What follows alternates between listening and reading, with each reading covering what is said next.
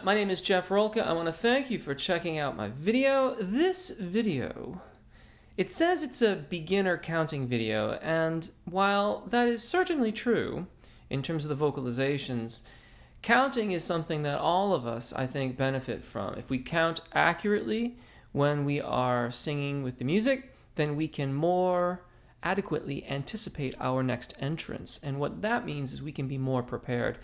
And while this is important for beginners and intermediate, for the advanced vocalist, anticipating that high note and making sure that you're all ready to go is crucial to maintaining good technique and getting the sound and response that you want.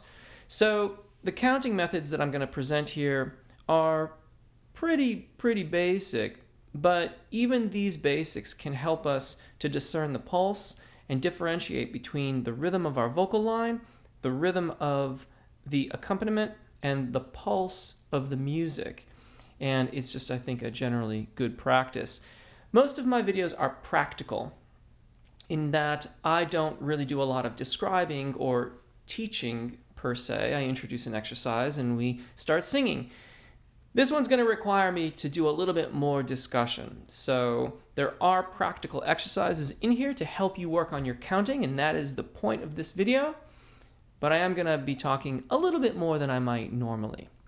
Thank you if you've chosen to subscribe. I truly appreciate it, and it really helps the channel. If you haven't yet, I hope that you'll consider doing so now and subsequently choose to subscribe. And do ring the bell, so that way you know when my new videos come out, which is just about every week. There are many other ways to support this channel, some of which are at no additional costs to you through affiliate links, and those are in the description. All of those methods of support are greatly appreciated and truly help keep the channel going. So, counting. The vast majority of popular music is written in what is called 4/4 time, or common time. And if you look at a sheet of music, there would be a clef sign, usually it's a treble clef for the vocalist, and then there'll be two numbers, a 4 on top of a 4. The top number means that there are 4 beats in each bar. The bottom number tells you that the quarter note, or a kind of a dot with a stick on it, is what gets the beat. And while I could show you written out examples of all these things and that sort of stuff and talk you through the counting of it and how we count, I thought it would probably be more helpful if we enlisted my old friend, Dr. Beat. Dr. Beat hasn't made an appearance in a video in quite some time. There's the old doctor, ready as ever to assist in the accurate counting. And Dr. Beat is going to be playing the role of the pulse. And that is the underlying counting that goes underneath all of what we are listening to. So when we think about the pulse of a song, oftentimes we're thinking about the rhythm of the bass part or the drum beat or something to that effect. But the pulse is something much more fundamental. It's the accounting of the passage of time. And Dr. Beat will be playing the pulse. Listen for a moment here.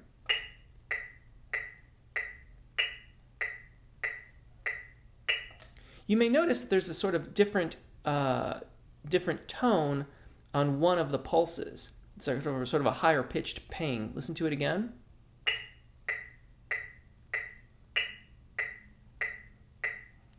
There it is. And there again. That's the downbeat, or, well, technically all 4 of those are downbeats as opposed to being upbeats or offbeats. But that one with the spike on it, that is count 1. So if we're counting this, we would count 1, 2, 3, 4, 1, 2, 3, 4. And while ultimately we want to try and be able to know those numbers while we are performing or practicing a song, for our purposes here, we just need to internalize it a little bit and kind of keep track of it. Dr. Beat is playing our pulse, the foundation, the accounting of our time. The piano part will be playing a different kind of pulse, a rhythm that's going to kind of drive the song along. I will be playing a 12-bar blues for our singing and counting purposes today, and it'll sound like this.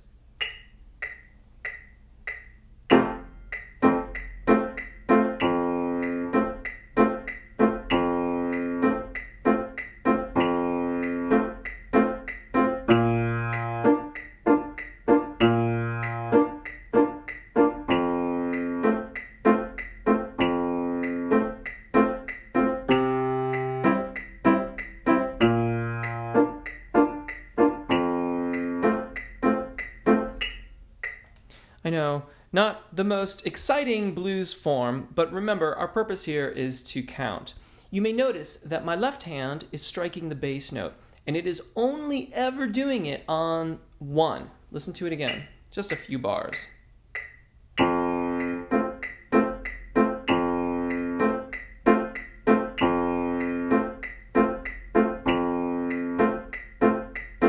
Then we go to the 4 chord. The bass is a cue for us. It's a cue that is 1, so we always know where 1 is, at least in this particular song. Now, for our parts. This video is for all voices. I'm going to be playing our blues progression in F. So, if you have a bit of a lower voice or you just want to be comfortable, you can sing there. If you want something a little higher, you can sing there. We're going to start with whole notes, or notes that get 4 beats. They get an entire bar. And our goal is going to be to stop right when we hear the next spike. Now, we'll be alternating bars for starters, and I'll do the progression twice with a little break in the middle. So you can sing along with me this time, and then sing along with me again, but mostly just getting the hang of it this time. The only time we're going to be singing a couple bars in a row is when we do the turnaround. We go from 5 to 4 to 1. So, let's try this. 1, 2, 1, 2, 3, 4.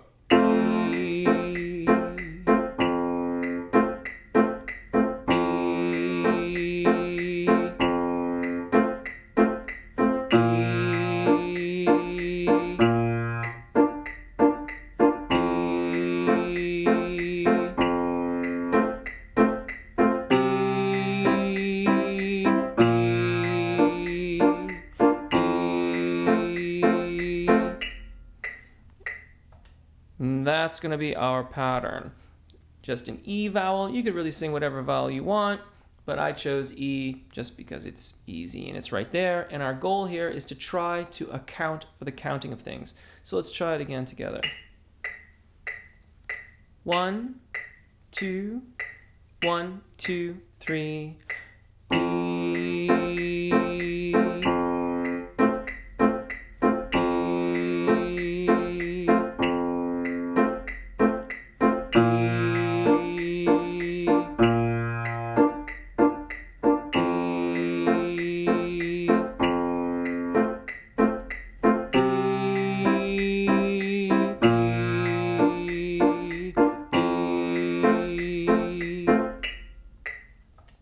And there we go. Hopefully that wasn't too difficult and you were able to do that. Now we're going to go on to half notes. And what this means is that we have to try to change from E to A when we count 1, 2, 3. We're going to change on 3. E, A, E, A will be how it goes. We'll sing in the same spots that we sang the first time. I'll play the same chord progression in the same rhythm. Dr. Beat will man the pulse once again. Shall we try it? It's somewhat of a rhetorical question. I was always going to press play. 1, 2, 1, 2, 3. E, A, E, A,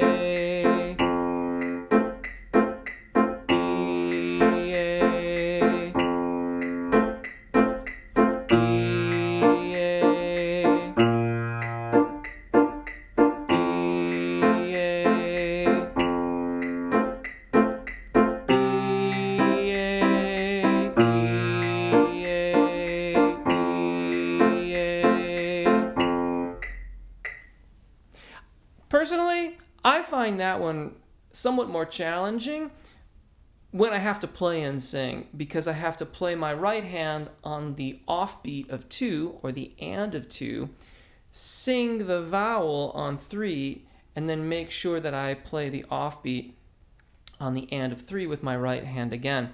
And it's a little bit tricky there for a moment. I'm going to let you sing this one. I'm going to lay out 1, 2, 1, 2, ready, and.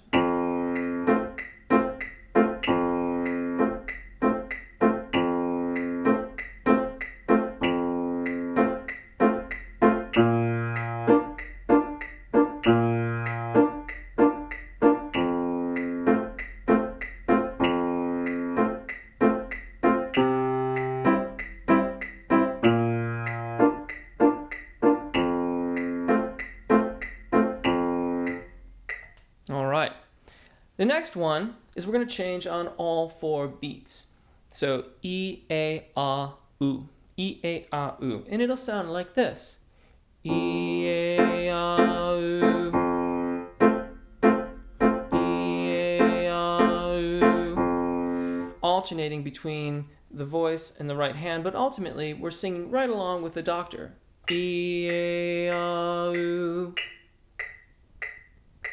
E, A, Ah, Oo. All right? 1, 2, 1, 2, ready?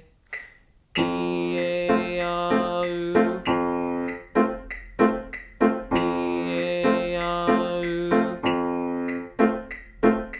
E, A, Ah, Oo. E, A, Ah, Oo. E, A, Ah, Oo. E, A, Ah, Oo. E, A, Ah, Oo. All right, I'm going to let you try it this time. 1, 2, 1, 2, ready, and.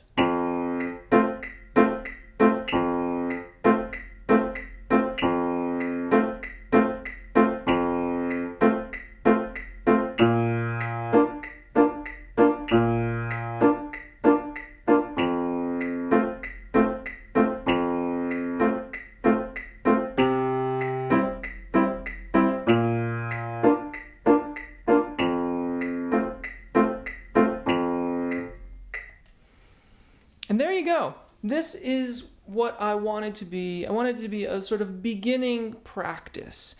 Maybe this isn't necessarily teaching you anything that you haven't already gleaned from singing along with people, but hopefully it makes you aware of how we account for time in music.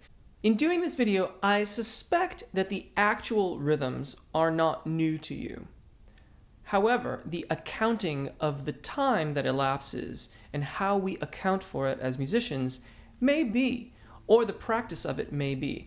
Either way, it's really very, very beneficial for us to actively account for time and its passage while we're in a song, especially when we are coming to the ends of phrases and we need to stop a note at a very precise time, whether that's because the whole band is stopping right there, or we need to make sure we're out in order to take a quick breath to get into the next phrase, or to prepare for the high note, the big note of the song. Whatever it is, those ends of phrases are just as important as the beginnings of phrases.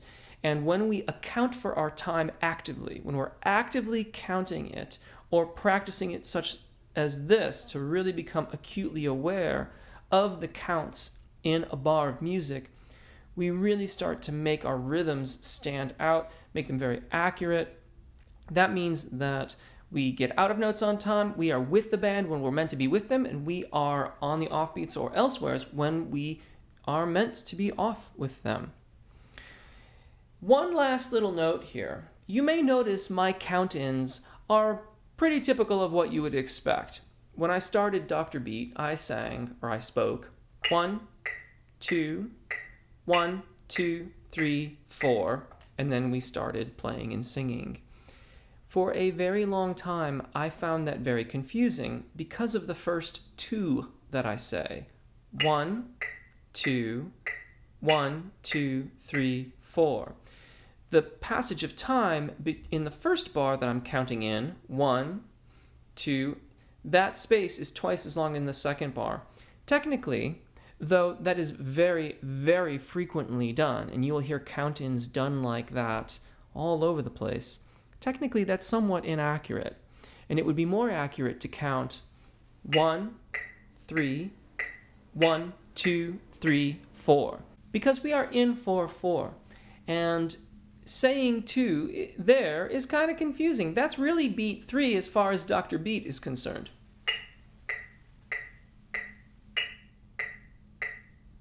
One, 2, 1, 2, 3, 4.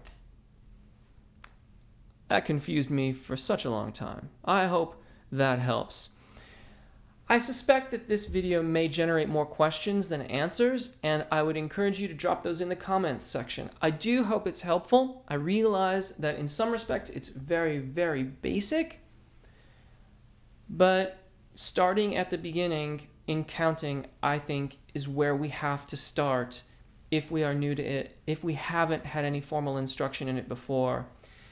And it is really, really important that we get those foundations right, and it makes everything thereafter so much better. Take really good care of your voices. Enjoy singing. I hope to see you again. Bye. I meant to press, I thought I was pressing off. This is what I was looking for.